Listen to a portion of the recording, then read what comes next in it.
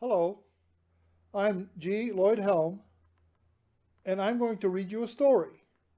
It's taken from this book of short stories called Celestial Springs, written by Rod Williams and published by Mouseprints Publishing. Painting Robert Seaver. I have a life that has not turned out.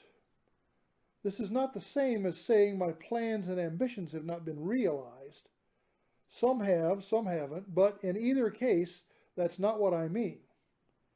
If I say my life feels unmagnified, would you understand?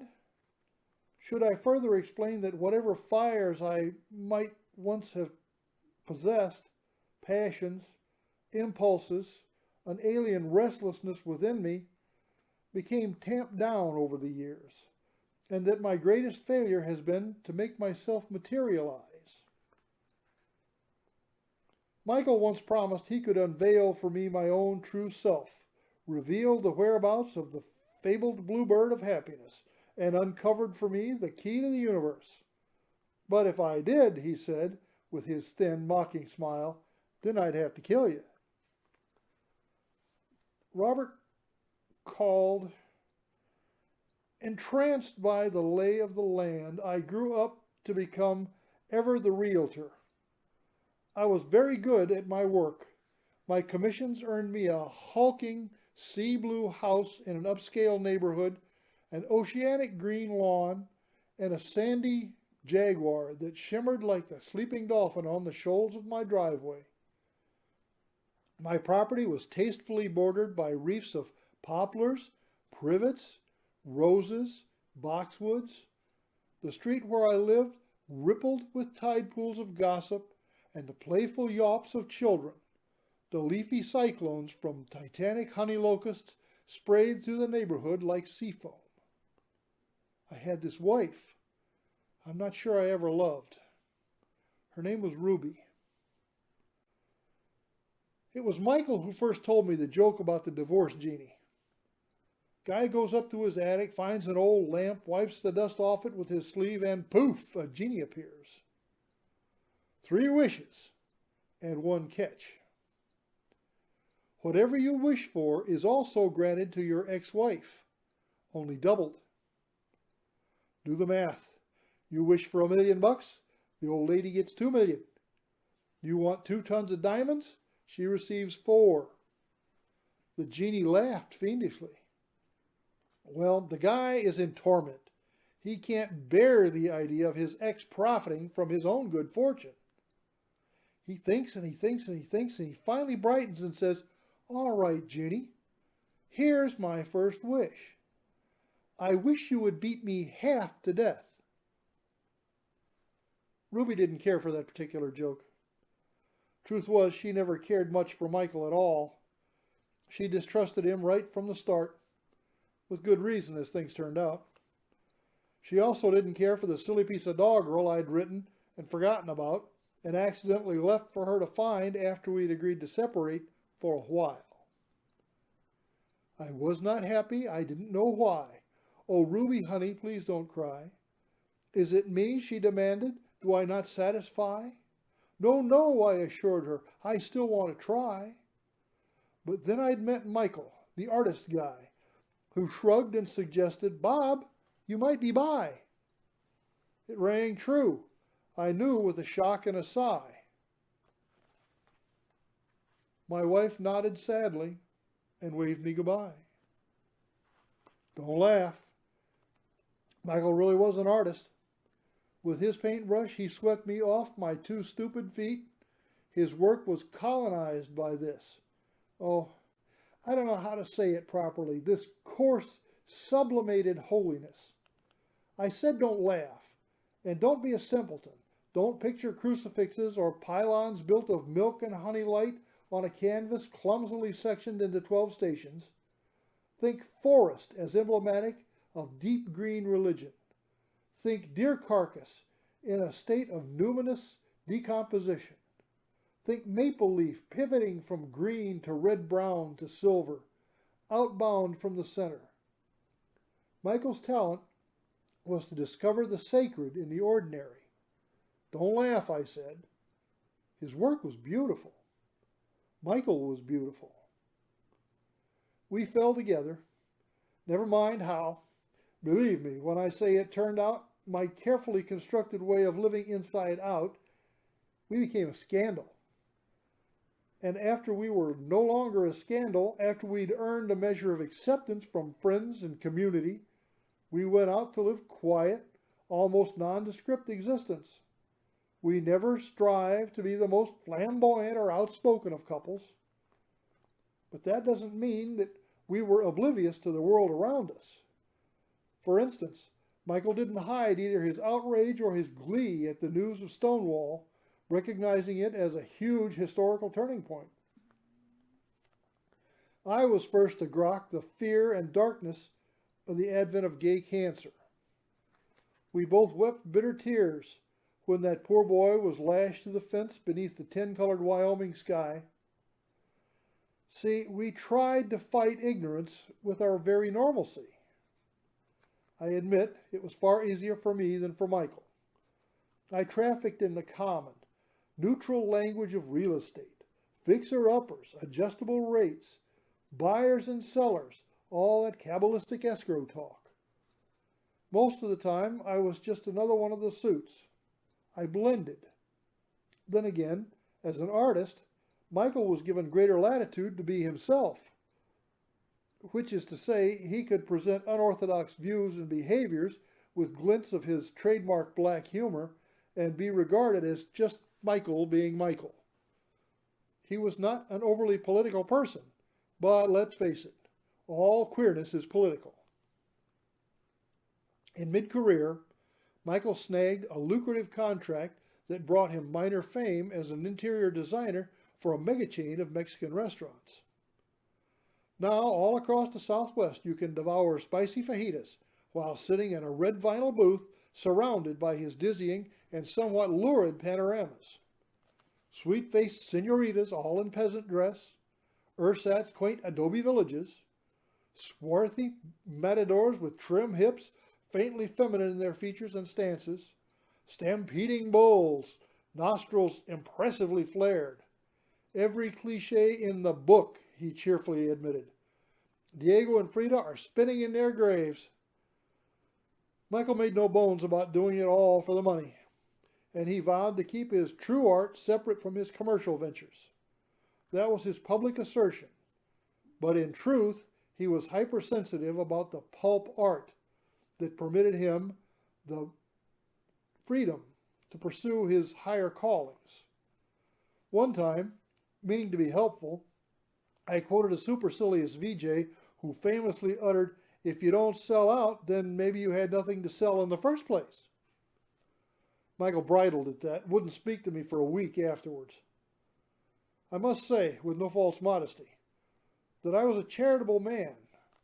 I wrote annual checks to the Habitat for Humanity, Greenpeace, NPR, PBS, the United Way, the American Cancer Society, the local homeless program, a domestic violence shelter, a poetry foundation, a wildlife preserve, various gay and lesbian coalitions, performing arts centers, certain political candidates, and so on and so forth.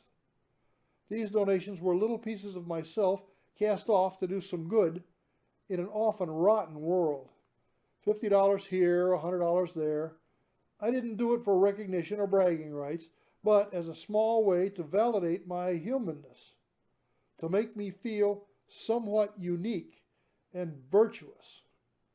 Oh, perhaps more accurately, not to feel like just another waste of protoplasm using up the planet's precious space and resources.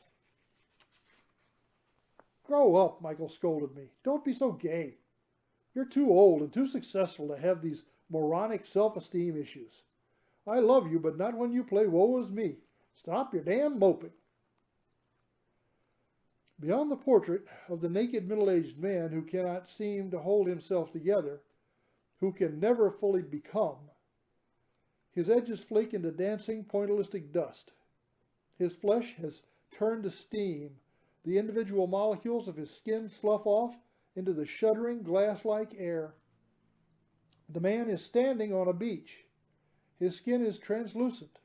His veins and arteries are plainly, garishly visible. That's how you know this see-through man is alive. But his pulsing orange bloodlines. Otherwise, you might wonder. The model looks out at you with empty fish eyes. The pallor of his skin, what's left of it, is dead gray white. Although Michael and I were lovers, it was difficult posing for him. The portrait had a creepy, voyeuristic quality to it, yet it remained one of his favorite works. He titled it Little Sky, his pet name for me. The painting's background consisted of an excessive swirl of sapphires and teals and deep blues, the endless ocean and the open air of the heavens above. What was our life like together? I want to think that it was pretty ordinary. Michael would probably say too ordinary. As I grew older, I dwelled more on our investments and the nest egg that was our occasional social issue. Michael remained forever progressive, a flaming liberal, he'd assert proudly, emphasis on the flaming. He was extroverted too, in contrast to my natural reserve. He loved to travel. I enjoyed it as well, but was more of a homeboy who was always glad to return from vacations and resume my regular routines. To be honest, life often presented itself to me as a vast, muddy field to slog through. Other people just wore me down and sapped my best energies. Michael, however, never lost a moment to exalt in his life and never passed up an opportunity to mock my attitude with trite bromides. Pain is what tells you you're alive, Bob. Life's short. Yesterday is gone and tomorrow is promised to no man. So why not rejoice? We sleep when we're dead, my dear. Oh, please. You get the drift. I was methodical and prudent, a cautious man. Michael gave free rein to his whims and seemed to have no concept of the natural consequences of his actions. That was part of what made him so attractive and so maddening. He teased me about being the turtle to his hair. I accepted that as a grudging compliment. He wasn't happy unless he was pushing every envelope in sight or unless he was violating someone's personal boundaries. He could be gentle, but it was his rough edge that drew people into his orbit. I lumbered forward by the numbers, but I think that's what helped anchor him, what always brought him home to me. It would be inaccurate to say Michael had a death wish. That would be wrong. That would be melodrama. He did not welcome death, but he was a bit cavalier about its inevitability. Clicking bones approach. Understand that Michael walked gigantically through the grand paradise of this life. He was honest, sometimes brutally so. He was handsome. He was charismatic. Without much thought of self-analysis, he recognized and honored the tenets of his own true nature. As the night knows how to be dark, and the tree knows how to sink its roots into the earth, Michael savored breathing in and breathing out like no man I have ever known. That said, this is what he dreamed, and this is what he painted. A dead man, Michael's own deceased self, floating in a field of cool green. The alabaster skin taut and bloodless, somehow uncorrupted. The body, sightless and nerveless, spinning in the green void. The lifeless body curled and caved into itself. A corpse ball. Common knowledge. Nails and hair continue to grow after the heart stops beating and the brain flatlines. So it was that Michael's grotesque self-portrait, his white blonde hair is long and strong as fishing line, and is twined tightly around his wiry frame. Building his bent knees and elbows close to his torso, wrapping him nearly like a spool of kite string. The nails of his toes and fingers are purple and swoop outbound. Then curve back inward in arcs 10, 12 feet long, encircling his entire body, spherically caging his floating fetal form. Granted, there is a gruesomeness to the painting, but remember also that green and purple are the colors of the true aesthete, the colors of life and imagination. First time I heard that a plus could be a minus was in the doctor's office when Michael tested positive. He wasn't perfect after all, the bastard. He swore he hadn't been crazy promiscuous, but one of his half-dozen dalliances had ended up costing him. And me, I previously reminded him. They say no snowflake ever feels responsible for an avalanche. And that seemed to be Michael's infuriating attitude, as he first complied with and then abandoned the regimen of chemical cocktails and moderate exercise prescribed by the specialists. What's done is done, he shrugged, furiously painting his fever dreams and night sweats in frenzied bursts of time is running out to desperation. No apologies, no expressions of regret, no self-pity. He clammed up and he painted. When I pleaded with him to communicate, he'd snap, "I don't want to talk about any of it. I just don't." Long story short, Michael died in the spring. His funeral was a Mardi Gras of stoned musicians, wild-haired poets, Michael's buggy artist friends and colleagues, beautiful women of all ethnicities who considered it a damn shame Michael had not been straight. A few of my own business associates and a small circle of youthful male admirers. I eyed this last group with suspicion. I couldn't help wondering if one of those young Turks had been the one to infect Michael. The presiding pastor was a performance artist with silver piercings through his nose and his tongue. He wore orange and red striped pajamas and rubbed his shaved head repeatedly as he eulogized the dearly departed with such exalted phrases as "Sail on, righteous brother," and "Dude, I expect that today heaven is in for a major shakeup." In the background blared the Violent Femmes and the Talking Heads. I didn't cry, but I trembled nonstop like a child through the service. And who do you suppose gave me comfort in my hour of despair? Who took mercy on me? It's miraculous the way life responds with echoes, and so often flips itself upside down and back upon itself like a Mobius strip. It was Ruby, of all people. Ruby, whom I'd once betrayed and hurt so badly, but who had somehow remained a steadfast friend. Ruby, newly remarried and happy, who held my hand and stood at my side, and knew just when to whisper soothing words to me, and when to say nothing at all. White sands, blue skies, white surf. At the beach, a breeze busks its way across the rolling dunes. On this November morning, I brought 2 tall glasses, a small bag of crushed ice, a pint of vodka, and a shaker full of Bloody Mary mix. I've come to this shoreline to talk with Michael, whose ashes I scattered here months ago. Go ahead, laugh. I'm beyond caring what people think. You don't know anyone who converses with the dead?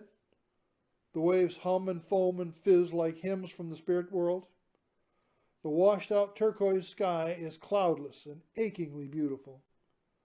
I can feel his presence come to me, and he whispers, "Little sky," and his voice brings hot tears to my goddamn eyes. He calls to me again, and I picture all the strewn ash and bone fragments that used to be Michael rising and reconstituting to summon his voice this one more time, maybe one last time.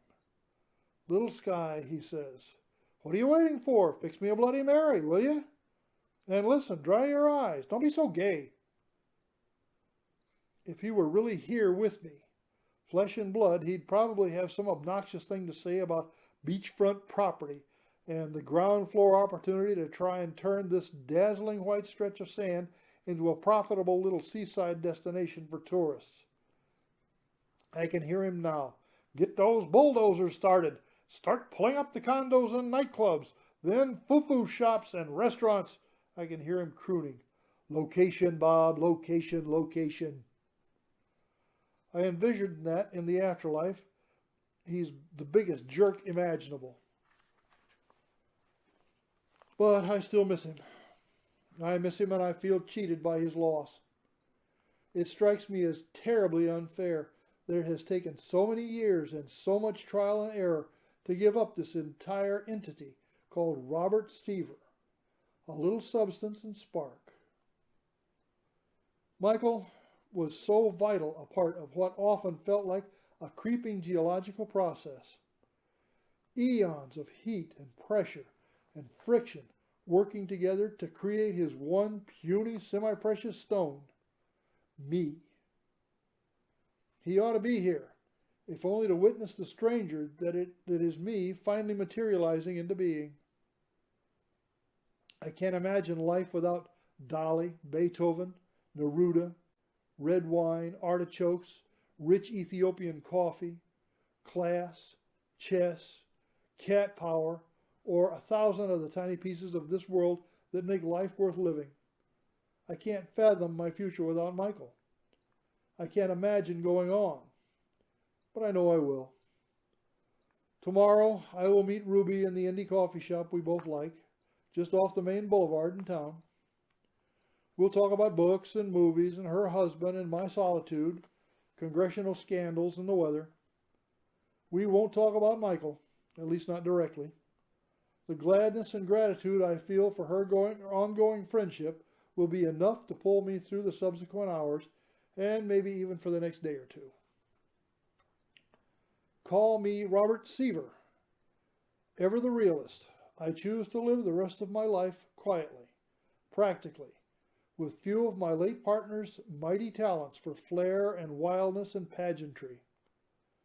Therefore, I can only explain a recent dream as some sort of visitation from him in eerie, disquieting goodbye. Michael, that night I dreamed, I awoke, and you were gone from our bed. The house was freezing. I pulled on my bathrobe and stepped into my slippers, and in the dark shuffled to the French doors in our kitchen. Without thinking, I threw the doors open wide to the night. My poor eyes searched the darkness of our backyard.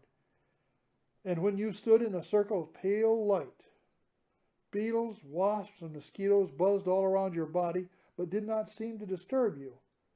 You stood perfectly still, your face tilted to the sky as if listening for a signal. Then you caught my eye. You smiled and you slowly unbuttoned your shirt and removed it, and a pair of green wings unfurled from your bony shoulders. Your bare feet left the grass. You rose over the tops of our sycamores and up into the evening clouds. The world and I fell away from you. That became your sky up there, and those became your stars. In my dream, I realized I'd forgotten to breathe. I forced myself to exhale.